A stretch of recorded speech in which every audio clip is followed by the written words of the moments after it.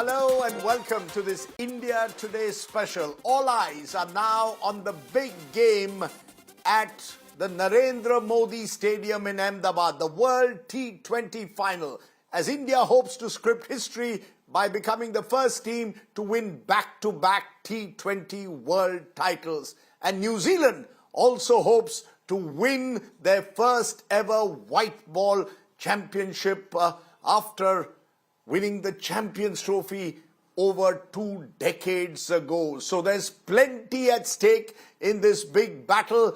And who will win the T20 World Cup is the question on every Indian's lips. I'm joined by the one and only Sunil Gavaskar, by Maninder Singh, former international India player, and by Nikhil Naaz, the man behind India Today's sports coverage. Appreciate all of you joining us, and I'm going to come to you to ask that big question, kaun jeetega T20 World Cup? Mr. Gavaskar, are India simply unbeatable almost? Can anyone really beat India on their day? Are we the best team? Well, South Africa beat India in the Super 8. So, look, this is a T20 format. And in the T20 format, a couple of good overs, both while batting or while bowling, can change the game in your way. So clearly, this is the hardest format to predict. Because like I said, a couple of deliveries, either way can change the game.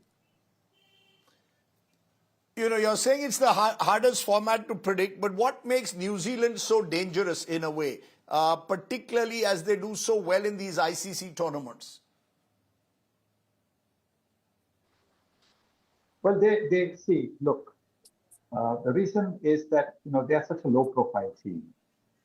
Their media is, nobody knows about their media. Look at England, look at Australia. Their media is such that they build their own teams up as if they've been winning every other championship every day.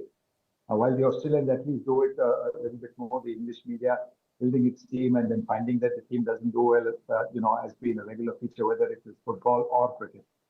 Maybe occasionally in cricket they might have won something, but New Zealand doesn't have that pressure. They don't have that pressure of expectation from home as well, because rugby is the #1 sport. And their players play in leagues all over the world, this T20 format in particular. And therefore, they're used to playing in different conditions, different attacks, different combinations. And cricket is not really a paying profession there. That's why they have to play all around the world, and that actually makes them a little more adept at adjusting to any situation. So that's why they can be dangerous, especially in the ICC tournaments. But Mr. Gavaskar, while New Zealand has, there's much to admire about New Zealand, the fact is they are up against Jasprit Bumrah, that too on his home ground. Many believe he is quite simply the greatest fast bowler of his generation, possibly several generations. So is he the X factor who could on his home ground be the one lifting the trophy? Well, he's the one man who brought India home from a tough situation against England in the semis. And of course, Akshar Patel's catching, and not to forget Sanju Samson batting. But Bumrah's those 2 overs when Bethel and Jacks were going, berserk, were absolutely terrific. And therefore, yes, I think he's going to be the key. Considering that Finn Allen and Tim Seifert have given New Zealand a tremendous start. So hopefully he will be given the new ball and not brought in first change. Because you want, before those 2 are set, before those 2 have had about a dozen deliveries under their belt, unleash Bumrah at them. That is what I would do as a captain. We'll just have to wait and see what Suryakumar Yadav does. Any changes that you would make, Mr. Gavaskar, to the 11? There's been talk of Varun Chakravarti not in form. Could you bring a Kuldeep, Yadav? Do you drop an Abhishek, Sharma? Any changes you would make to the playing 11? Yes, 2. I'd like 2 changes. I'd like Rinku Singh to come in place of Abhishek Sharma. Ishan Kishan opening the batting, Rinku Singh, maybe 4-5, whatever it is, according to the situation. I'd like to bring Kuldeep Yadav in place of Varun Chakravarti. Because both these players who I would leave out are really down on confidence. And in a final, I would rather have players who are not being weighed down by the disappointing performances that they have had so far. Wow, that's a big call you're making there, Mr. Gavaskar. You're saying this team that's won the this winning combination, two changes. You're saying Rinku Singh for Abhishek Sharma, who was, of course, the wonder kid before the tournament. And you're also calling for Kuldeep Yadav to replace Varun Chakravarti. Very interesting. That sets up Maninder Singh and Nikhil Naaz. You want to dive in, Maninder, first? Mr. Gavaskar is calling for two changes in the Indian team. Let's take the spin option. Would you choose a Kuldeep Yadav over a Varun Chakravarti, Mani? See, as far as Varun Chakravarti is concerned, he's been a little jittery in the past couple of games that I've seen, and probably there's a niggle. But sometimes what happens is that a bowler like that who gets you wickets, he's the highest wicket taker so far, joint highest wicket taker. He's got 13 wickets to his name in this T20 World Cup. So it's going to be very difficult. If he's got a niggle, then you could have a Kuldeep Yadav in. Otherwise, I think he's a match winner. So it's going to be very difficult for the team management to drop Varun Chakravarti if he's 100% fit and bring in Kuldeep Yadav. And as far as Abhishek Sharma is concerned, I would put Ishan Kishan in the opening slot and bring Abhishek Sharma down to number 3 because he's a match winner. And, if he gets going, he would take the game away from the opposition. So I wouldn't drop Abhishek Sharma at all. But Varun Chakravarti, if he's got some niggle, some injury, then Kuldeep Yadav is a good choice. Mm-hmm. It's very interesting, the Abhishek Sharma question, Nikhil. Before the tournament, he was being touted as the world's best T20 batsman. And now Sunil Gavaskar is saying on the show that you would actually drop him for the final. Something seems to have gone wrong with Abhishek Sharma in this tournament. He's just not in rhythm. He's dropped catches. He's not scored runs. It almost seems as if he is in some kind of a funk which he's unable to get out of. Well, Rajdeep, they often say, conventional wisdom always says, don't make too many changes, don't tinker with your 11, continue with the winning combination, and that's exactly what India has got. But I think this particular tournament itself is proof that sometimes changes really do the trick. Look at Sanju Samson.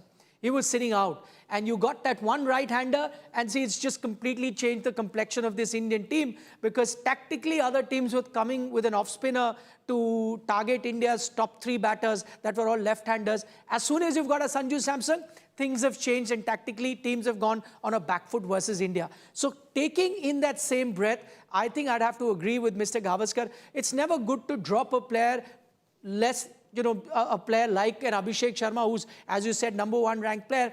But it's sometimes the eye test. We often talk about eye tests in cricket. And unfortunately for Abhishek, he's not passing that eye test.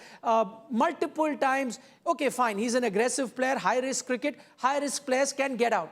But when you're getting out to exact trap that has been laid out for you with 2 outfielders standing and you're giving the ball straight down their throat, it's telling me that mentally it's a bit of a soup that he finds himself in. And at that moment, if you can better your 11 by bringing someone from the outside, Rinku Singh is someone who you've played a few times but comes very low down the order, just bringing him in, change the batting order a bit. If you get Sanju Ishan to open, Tilak was batting at 3, he goes back at number 3. I think it just sorts the batting team a bit. And if you can take your best foot forward, what's the harm? Yeah, well, the general belief is that the Indian team under Gambhir occasionally takes these big punts, but generally likes to stick with winning combinations. Maninder, in terms of matchups, let's look at the matchups that will matter, because a lot of T20 cricket is about matchups. You've got Finn Allen and Tim Seifert who've led the way for New Zealand. And I just want to play this story about the 5 New Zealand players, Mani, and then come back to you. The 5 New Zealand players to watch out for, because while all our focus is on our firepower, the Samsons, the Pandyas, the Bumrahs, what about New Zealand? Who are the 5 players of New Zealand to watch out for? Okay, Mani, let's look at those matchups. The openers against South Africa were deadly for New Zealand. Do you believe that you need Jasprit Bumrah to bowl at least 2 overs in the power play this time? He sometimes bowls one in the middle and then two at the end. He is our match winner. Jasprit Bumrah gets Finn Allen, Tim Seifert, New Zealand on the back foot. Would you go and attack with Jasprit Bumrah right at the very top against them? Or go with spin? Certainly. I would give him the new ball because he's somebody who gets you wickets. Whenever you throw the ball up to him, he takes that challenge. And it's going to be very important to have at least one of them, at least one of the openers from New Zealand side back in the hut in the first couple of overs. And for that, I think it's going to be important that you give Jasprit Bumrah the new ball. Start with 1 over first. If he gets you a wicket, maybe give him the second over. But yes, if he doesn't get you wickets, he's not going to give too many runs. And that is going to put pressure on these openers as well because they're used to getting runs very quickly. And if they don't get runs quickly, then they can get frustrated. So throw the ball up to Jasprit Bumrah. Try with 1 over first and need be, give him the second over so that if he can get you 2-3 wickets in the first couple of overs, then you're on top of the game. Mm-hmm. What are you picking up, Nikhil, from the New Zealand camp? The Indian camp, as you've been saying, there is this possibility of Abhishek Sharma giving way to a Rinku Singh.